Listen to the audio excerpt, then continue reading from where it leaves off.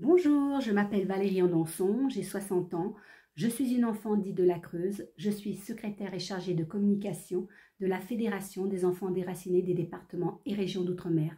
Je suis une survivante, j'ai été exilée dans la Creuse à l'âge de 3 ans. Mon parcours fait partie des 2015 enfants qui ont été arrachés à leur île natale, La Réunion. Nous avons perdu nos repères, nos familles. J'ai réussi, mais à quel prix? Puisque j'ai été maltraitée pendant 4 ans dans une famille d'accueil avant d'être adoptée par une famille aimante, mais dans laquelle j'ai vécu des années de mensonges, puisqu'aujourd'hui j'ai 2 identités. Notre histoire est une page sombre, une affaire d'État, une affaire politique, mais avant tout une affaire humaine. Nous sommes la mémoire vive de ce pan tragique de l'histoire de France. Je dirais que depuis la Commission nationale dont Philippe Vital est président, nous avançons à grands pas dans ce combat journalier qui dure depuis des années. Je tiens à remercier Philippe Vital pour son soutien indéfectible, il est toujours là pour nous. Cette étude qui a duré 2 ans est un second pas vers la reconnaissance, sachant que le premier, c'est en février 2014 à l'Assemblée nationale. Erika Barretch porte une résolution qui est votée à la majorité. L'État français reconnaît enfin sa faute morale. Ce qui est incroyable, c'est que notre histoire rentre dans l'histoire de l'Assemblée nationale.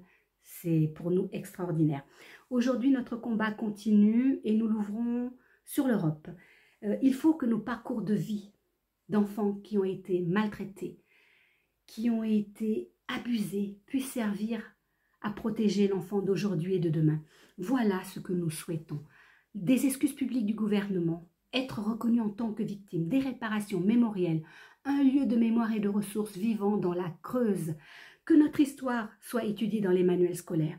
Financière, beaucoup d'enfants dits de la Creuse vivent dans des situations de précarité parce qu'ils devaient aller à l'école, avoir un bel avenir, soi-disant. En écoutant les paroles des politiques de l'époque, ils ne sont jamais allés à l'école.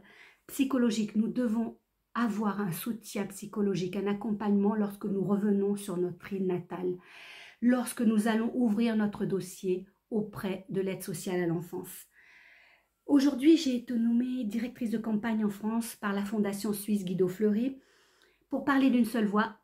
Tous les pays d'Europe s'associent afin de lutter contre tous les abus envers les enfants. Une pétition est en cours et j'espère que vous allez la signer.